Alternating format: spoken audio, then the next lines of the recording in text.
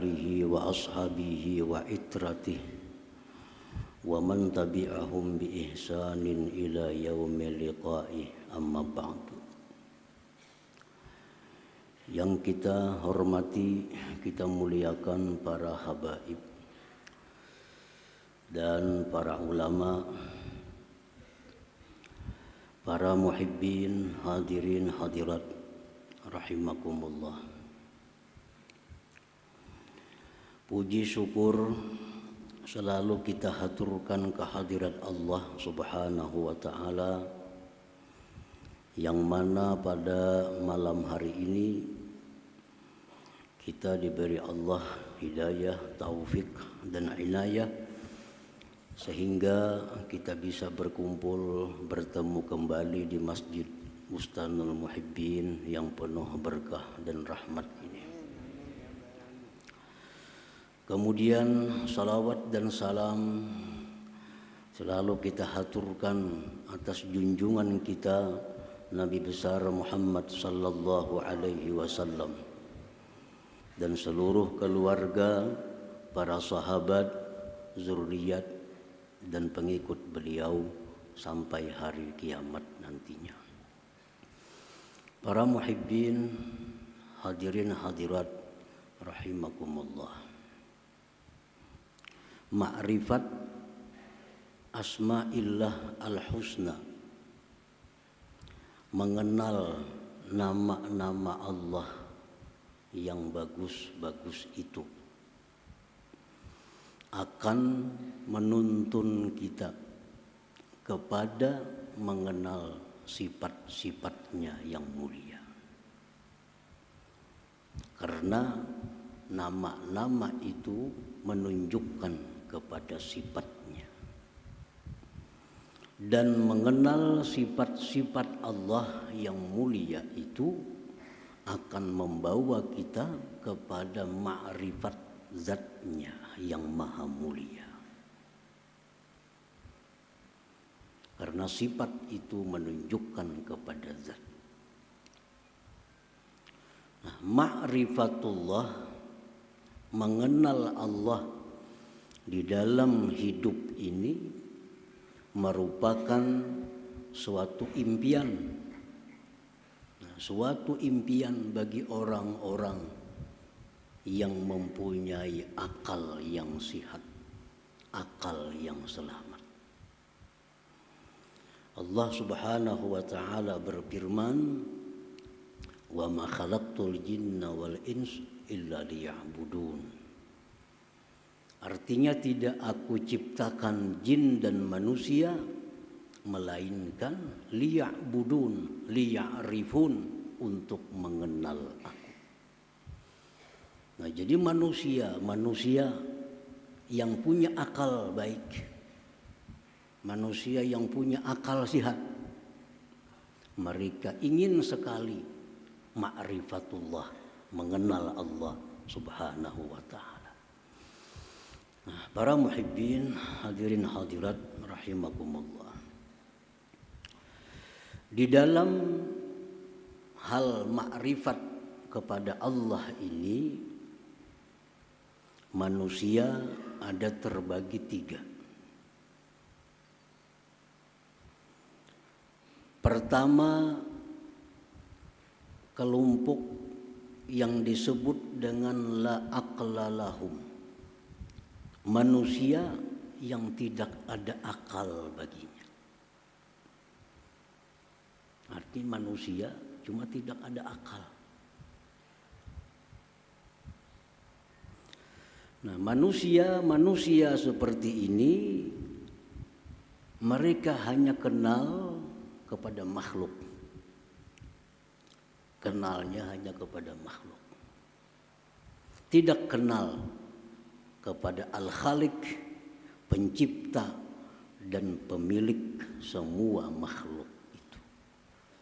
Nah, dia hanya kenal kepada makhluk, dia hanya melihat kepada makhluk, tidak kenal kepada pencipta, pemilik makhluk itu. Nah, manusia seperti ini disebut la aqla lahum, tidak ada akal bagi mereka. seperti kambing. Seperti kambing. Kambing itu hanya kenal kepada pengembala. Kepada pengembala.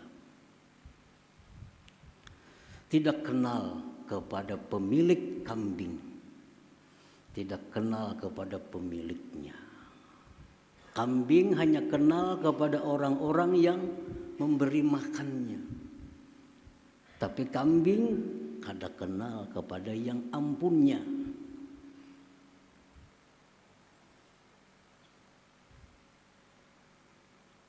Begitu pengembala datang, kambing senang.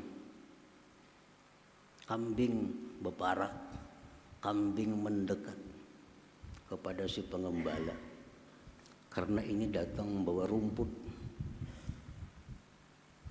Datang pemiliknya, pakai mobil, baju jas, bungas orangnya. Kada hira-hiran kambingnya. Kada hira-hiran. Dikawai, kada hira-hiran. Bahkan berjauh. Padahal ini ampunnya kambing. Njarnya sembalihnya kambing itu. Cuma inya kada kenal. Kenalnya cuma pengembala. Bajunya cumpang-camping, selawarnya cumpang-camping. Kenalnya cuma itu. Karena itu yang tiap hari mendatangkan membawa makanan. Kada kenal pemiliknya. Dan kambing kada berusaha kenal kepada pemiliknya. Kada perlu kenal. Nah itulah manusia yang hanya kenal kepada makhluk. Tidak kenal dan tidak ingin kenal kepada Al-Khaliq, kepada pencipta. Itulah aqlalahum, tidak ada akal seperti kambing tadi. Muhibbin hadirin hadirat yang dimuliakan Allah. Manusia yang tidak ada akal ini keinginannya cuma dekat dengan makhluk. Keinginannya cuma dekat dengan makhluk. Keinginannya diperhatikan makhluk. Keinginannya jinak dengan makhluk. Kalaupun dia beribadah, sembahyang, bersedekah, tapi tujuannya agar dipuji oleh makhluk, agar makhluk simpati kepadanya, agar dipilih oleh makhluk. Andai kata calon misalnya, andai kata dia beribadah, karena dia hanya makhluk tahunya. Walaupun beribadah, tujuannya agar dipuji makhluk, dekat dengan makhluk, disayang oleh makhluk, dipuji oleh makhluk. Nah, manusia-manusia seperti ini di akhirat nantinya akan banyak mendapat kesulitan-kesulitan. Di akhirat akan banyak mengalami kesengsaraan karena dia tidak kenal kepada Al-Khaliq, kepada pencipta alam semesta ini. Nah, muhibbin hadirin hadirat yang dimuliakan Allah. Nah, kelompok yang kedua. Kelompok yang kedua ini disebut lahum aklun sakim. Baginya ada akal tapi akalnya sakit. Ada akal tapi kada sihat akalnya. Akalnya kada sihat. Orang kada sihat ini menyutih manis yang sepahit. Orang kada sihat. Ini akal ada tapi kada sihat.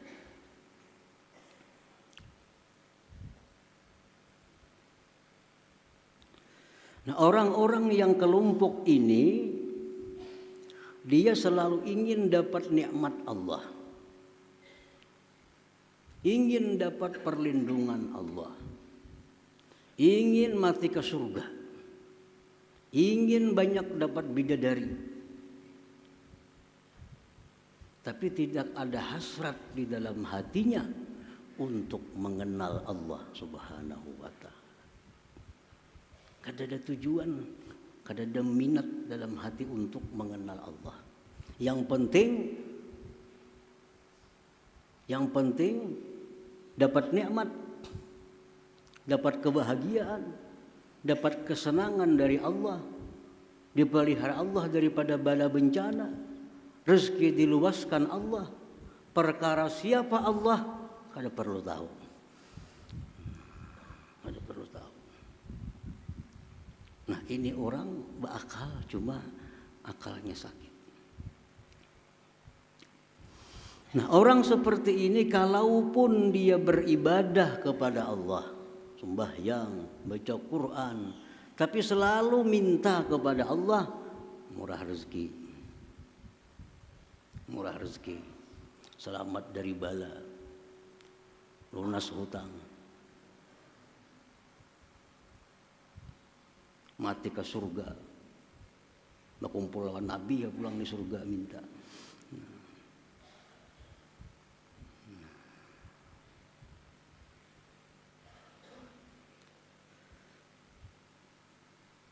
Hadirin hadirat yang dimuliakan Allah.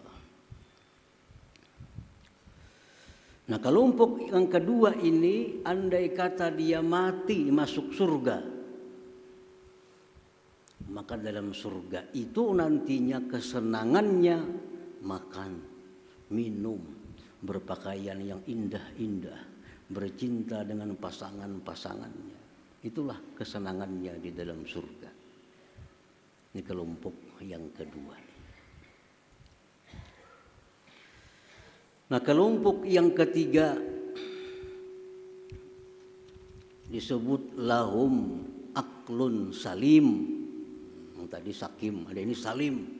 Orang yang bagi mereka itu akal yang selamat, akal yang sehat. Nah, siapa kelompok manusia yang berakal sihat itu? Itulah kelompok orang-orang yang ingin kenal dengan Allah Subhanahu wa Ta'ala, yang ingin dekat dengan Allah, yang ingin jinak dengan Allah. Mereka ingin apabila mendapat suatu nikmat, bukan hanya melihat pengantar nikmat, tetapi ingat kepada yang memberi dan pengirim nikmat itu, Allah Subhanahu wa Ta'ala. Nah, inilah orang yang punya akal sihat, selalu ingin tahu, ingin kenal siapa yang selama ini memberi aku rezeki, siapa yang selama ini yang menghidupkan aku, siapa yang selama ini memberikan keamanan, kelapangan kepada aku. Siapa itu? Nah, dia mencari, ingin kenal kepada orangnya. Nah, ini orang yang disebut aklun salim, punya akal yang sehat. Nah, hadirin hadirat yang dimuliakan Allah. Tiap hari kita dikirimi orang baras tiap hari.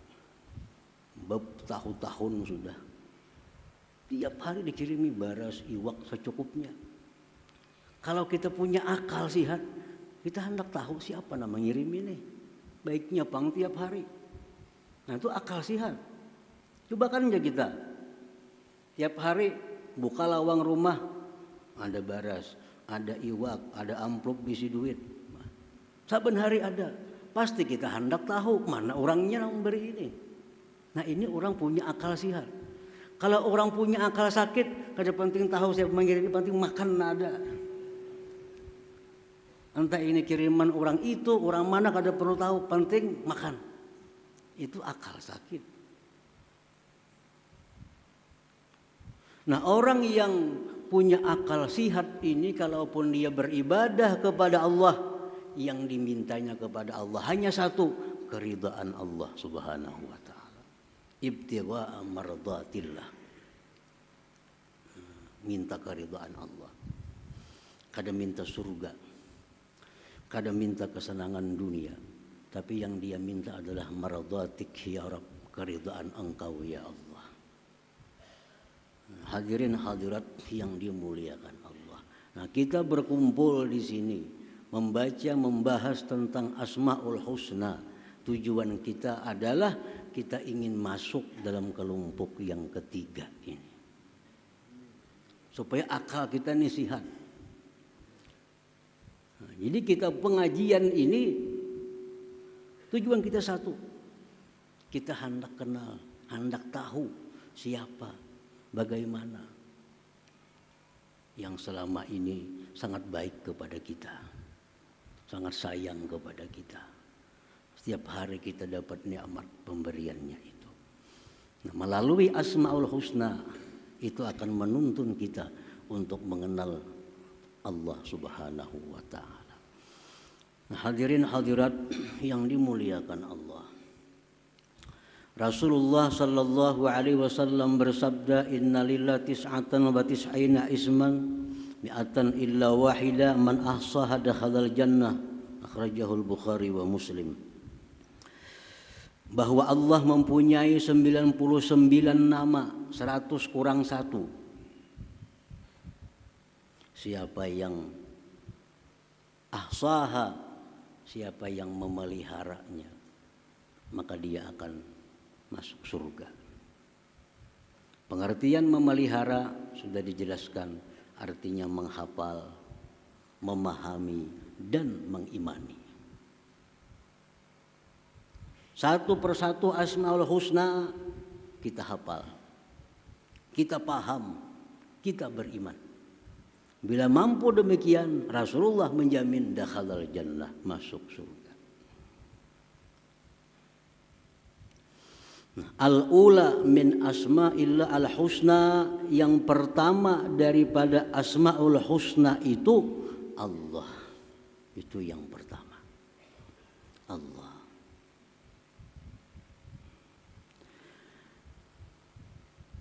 Qala al-Imam al-Ghazali rahimahullah, bahwa ismun lil mawjudil haqq al-jami' li sifatil ilahiyah al-man'uti bi nu'utir rububiyah al-mutafarridi bil wujudil hakiki. Itu Allah. Artinya Allah itu adalah nama bagi yang ada, yang sebenarnya, yang menghimpunkan bagi sifat-sifat uluhiyah dan disifati dengan sifat-sifat rububiyah yang bersendiri dengan ada yang sebenarnya. Nah, itulah Allah. Nah, maksudnya hanya Allah, zat yang wajib ada. Selain Allah tidak wajib ada. Wajib ini lain wajib nang bapahala itu. Wajib ini wajib pada akal. Artinya kada terupa pada akal kita, Allah itu tidak ada. Nah, Allah itu adalah zat yang wajib ada. Wajib ada.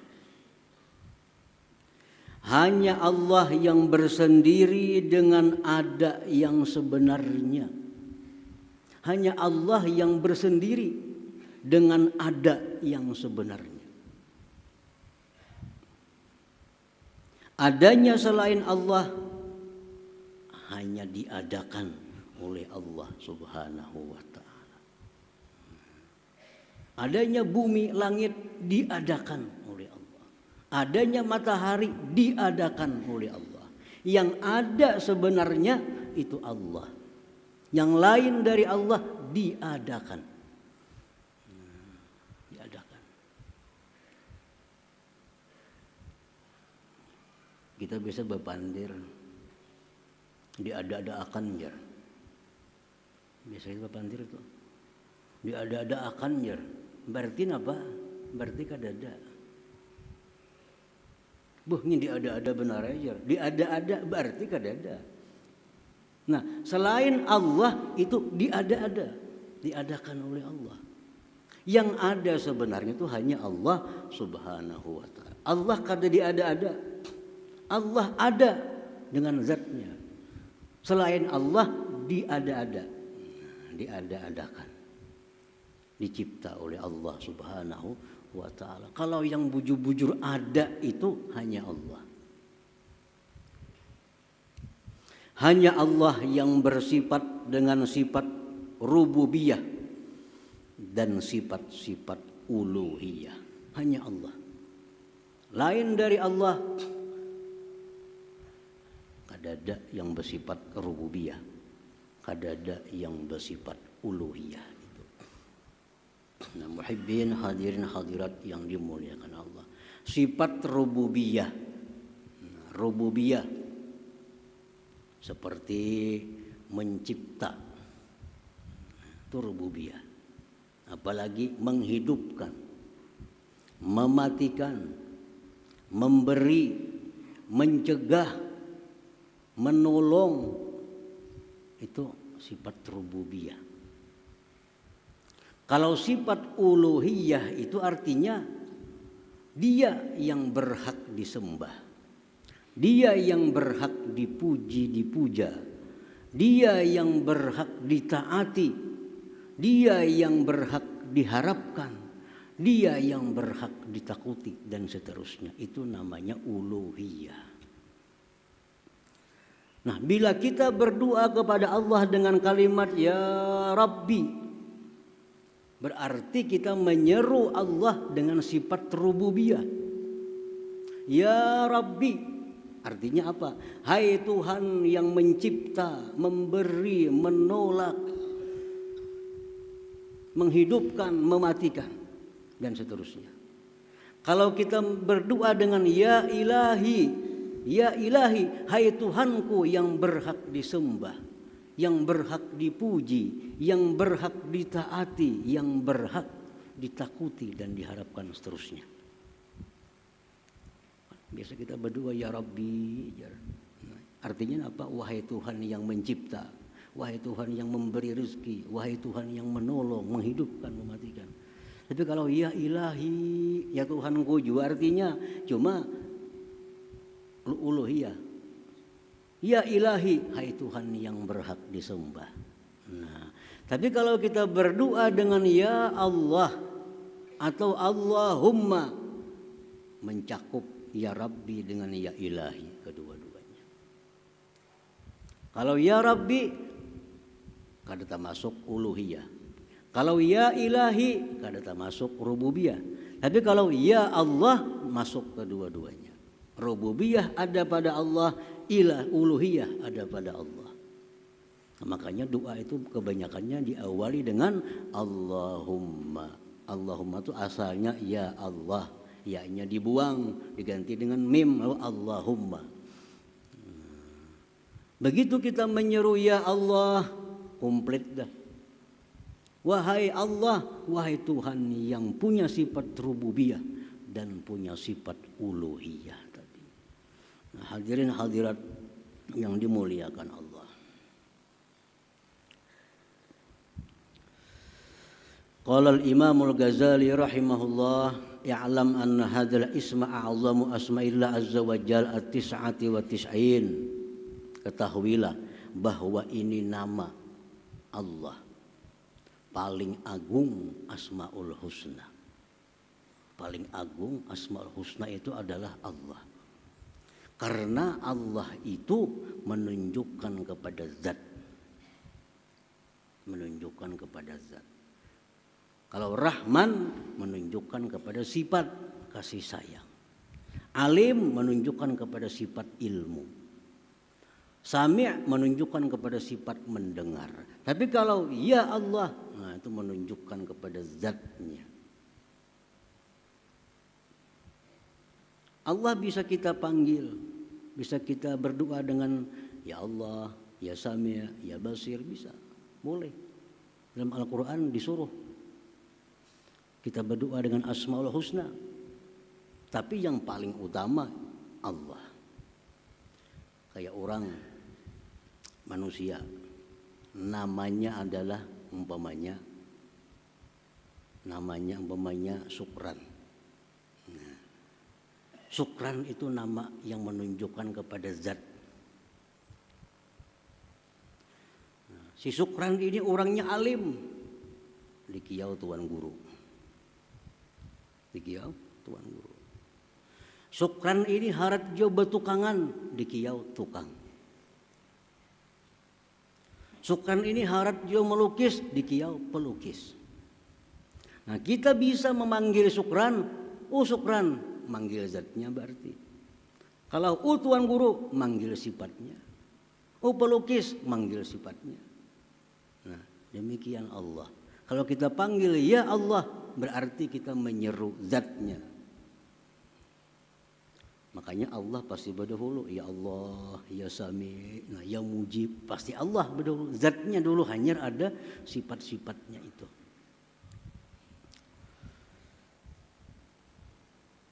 Jadi Allah itu adalah paling agung di antara sekian Asmaul Husna.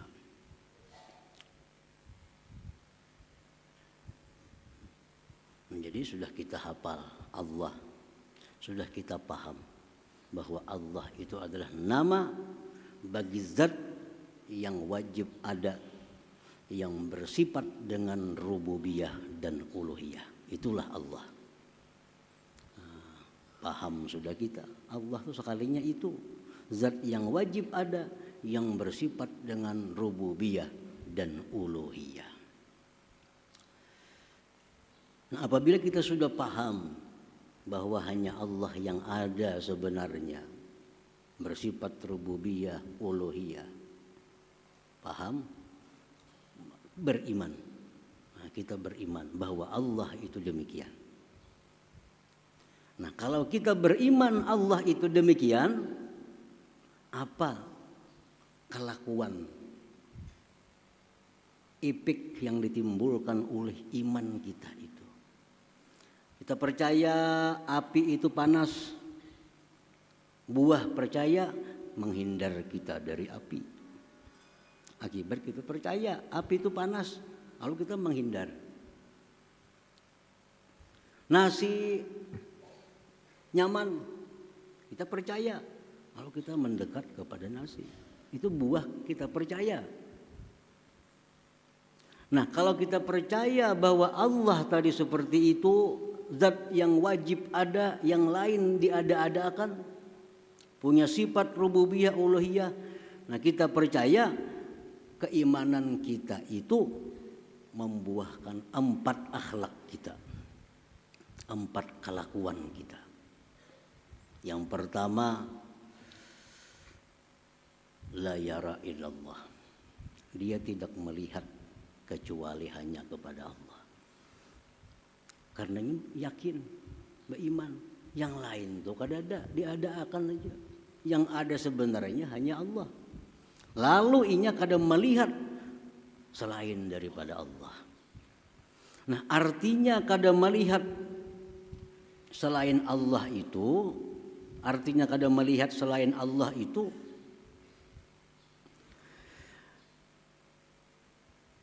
apabila dia melihat sesuatu,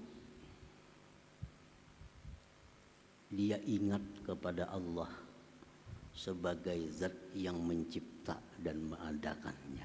Nah, itu artinya. Dia tidak melihat selain Allah. Artinya kalau dia melihat sesuatu, dia ingat bahwa sesuatu itu diadakan oleh Allah Subhanahu wa ta'ala. Melihat apakah?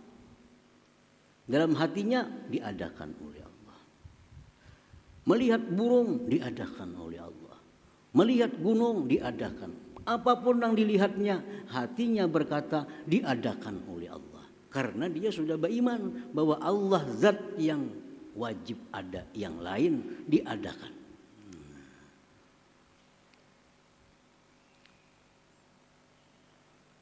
Melihat baras juga, cuma di hatinya diadakan oleh Allah. Jangan baras padahal Tuhan. Ini pas makan Tuhan. Baras iya baras, cuma dalam hati kita diadakan oleh Allah. Melihat iwak juga, tapi dalam hati diadakan oleh Allah. Nah itu artinya dia tidak melihat kecuali kepada Allah. Akibat beriman dengan nama Allah tadi. Satu itu. Yang kedua, dia tidak menoleh kecuali kepada Allah. Dia tidak menoleh kepada selain Allah. Nah, artinya apa? Kadang menoleh kepada selain Allah, dia tidak mencari penilaian makhluk. Tidak mencari pujian makhluk. Dalam setiap perilakunya. Dalam setiap tingkah lakunya. Dia tidak peduli celaan orang yang mencela selama dia berada di jalan yang diridhai oleh Allah Subhanahu wa taala. Nah, ini namanya tidak menoleh kepada selain Allah. Biar aja orang mencela, yang penting Tuhan kadang mencela aku. Kadang-kadang kita ada dihadapkan masalah. Kalau ini kita perbuat orang kada ketuju, tapi Allah ketuju. Ambil nang Allah ketuju. Kalau kita beriman dengan nama Allah itu. Nah, dia tidak menoleh kepada Allah. Kalau aku makai ini padahal orang kada baik, tapi Allah madahkan baik, ambil nang ampun Allah itu. Kalau aku makai ini orang samuan baik madahkan aku, tapi Allah kada ketuju, ambil nang ampun Allah itu. Nah, itu artinya kadang menoleh kepada selain Allah. Yang ketiga dan keempat, dia tidak mengharap dan tidak takut kecuali hanya kepada Allah. Nah, tidak mengharap dan tidak takut hanya kepada Allah. Artinya dia tidak beribadah melainkan hanya mengharap ridha Allah. Dan dia tidak menjauhi maksiat melainkan semata-mata takut kepada Allah Subhanahu wa taala. Bila 4 hal itu ada dalam diri kita, kita ngarannya, kita ini namanya al-mu'min. Bismillah, orang yang beriman dengan nama Allah itu. Tahu sudah Allah tadi, ini artinya beriman. Bila kita beriman dengan nama Allah tadi, kita kadang melihat sesuatu kecuali Allah.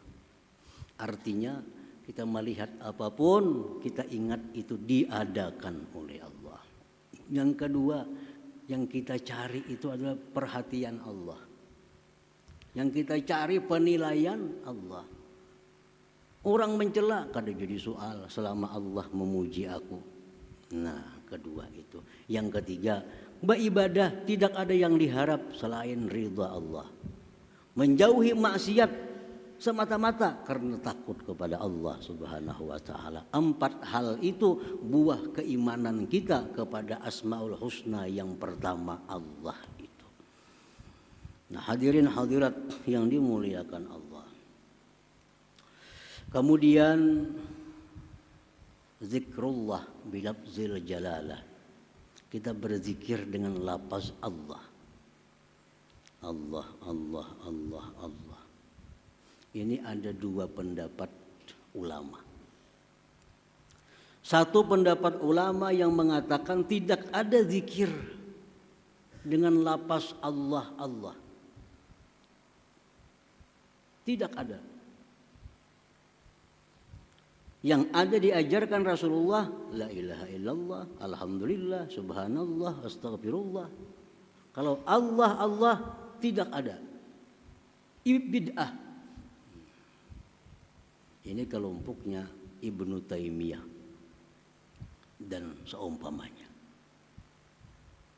Kada jadi masalah. Ini ulama-ulama juga. Kan ulama ini pewaris Nabi. Ulama pewaris Nabi. Nah, aran pewaris ini kada sama dapat.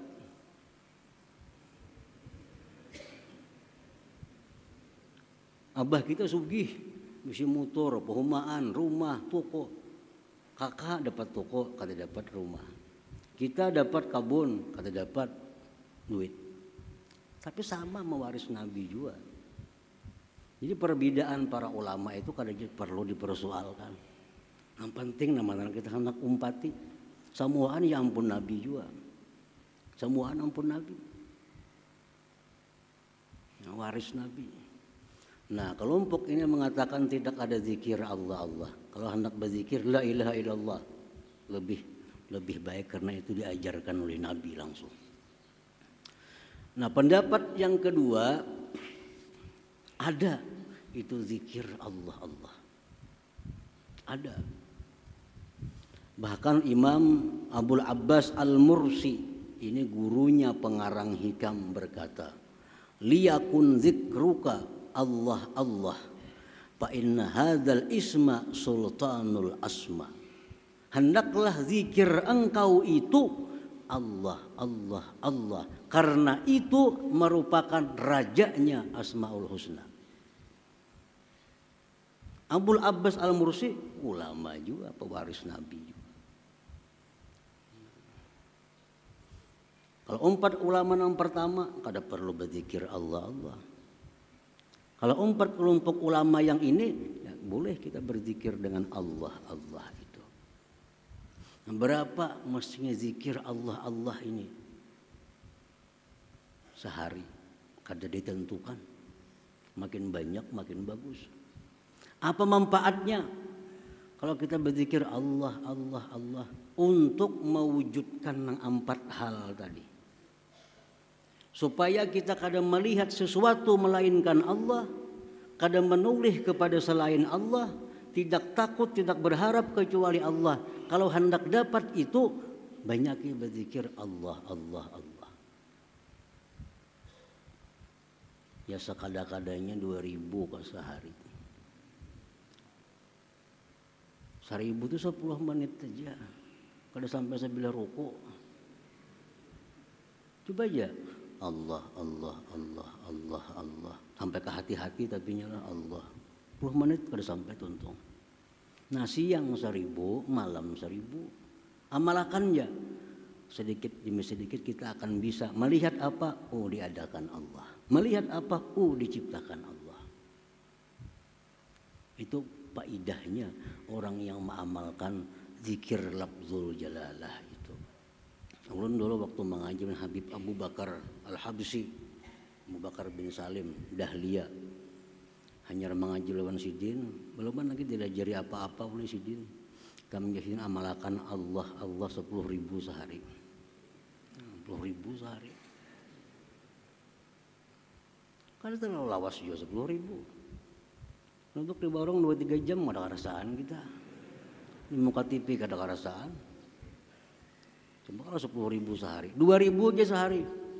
Siang 1.000, malam 1.000. Allah sampai ke hati-hati tapinya. Allah. Setengah bulan amalkan. Karena setengah bulan akan datang, kita sudah merasa melihat apa ingat Allah. Melihat apa ingat Allah. Malam 1.000, siang 1.000.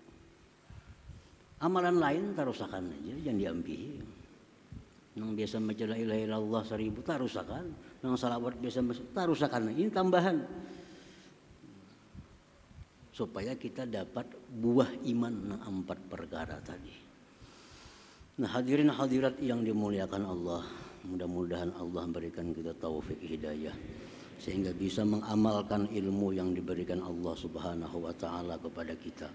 Dan insyaallah kita pada setengah bulan yang akan datang memasuki asma yang kedua yaitu Ar-Rahman. Ila hadratin Nabi sallallahu alaihi wasallam al-Fatihah.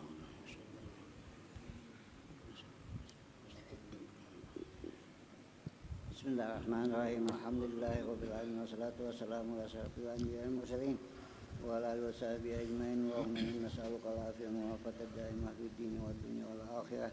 Allahumma salli ala sayyidina salatan tunjina biha min jamil ahwali wal afat wa taqdi lana biha min jamil hajat wa takhun bihi sayyi'at wa tawna biha ala darajat wa tuballighuna fi asrari min al-hayati wal hayati wa ba'dal mamat اللهم إنا نسألك الهدى والتقى والعافية والغنى اللهم إنا نسألك التوبة والتوفيق والهداية والاستقامة والحسن الخاتمة اللهم ما سألك عبدك نبيك محمد صلى الله عليه وسلم واستجاب عبدك نبيك محمد صلى الله عليه وسلم وأنت المستعان والقبلك ولا حول ولا قوة إلا بالله العلي العظيم اللهم ربنا هب لنا من أزواجنا وذرياتنا قرة أعين واجعلنا للمتقين إماما ربنا تقبل منا إنك أنت السميع وتب علينا إنك أنت التواب الرحيم ربنا آتنا في الدنيا حسنة وفي الآخرة حسنة وقنا عذاب النار صلى الله على سيدنا محمد وعلى آله وصحبه وسلم والحمد لله رب العالمين. يا أيها الراجون منه شفاعة صلوا عليه وسلموا تسليما اللهم صل وسلم وبارك عليه